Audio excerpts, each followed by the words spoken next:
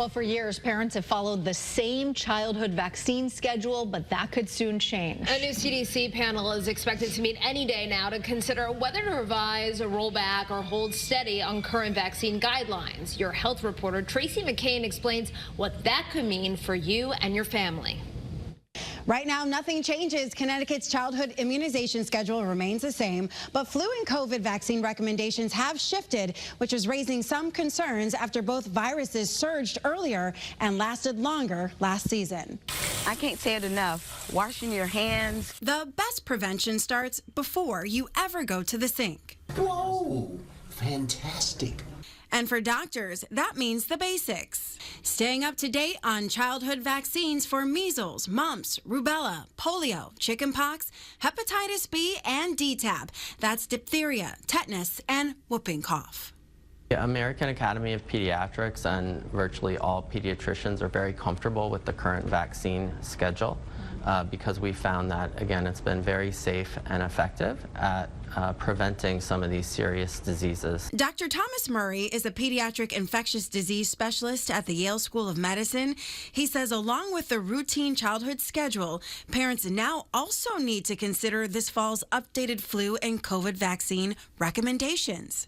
Vaccines have a long history of being a safe way to prevent infection, and as we've seen with the measles outbreak, when children are not vaccinated or our population is under-vaccinated, you can have high rates of hospitalization and even death. In July, the CDC ended its recommendation for COVID vaccines for all adults and for children ages 6 months to 17. Have recommended that the COVID vaccine not be given to pregnant women, but that has not been a universal recommendation. There's been a recommendation not to use influenza vaccines that contain thimerosal.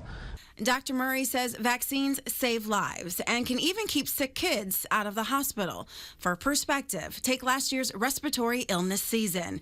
The state health department tracks it all on their website. You can see cases started climbing just before Christmas, peaking around Valentine's Day with a surge in flu cases, RSV, and COVID. It wasn't until just before the 4th of July that things finally returned to more typical levels, but hospitalizations remain low among a mostly vaccinated state. So while there's no way to know what's to come from the CDC's next meeting, So I think we have to wait and see what those suggestions are. Dr. Murray says staying informed will be just as important as staying on schedule. Okay, so no need for parents to be concerned right now.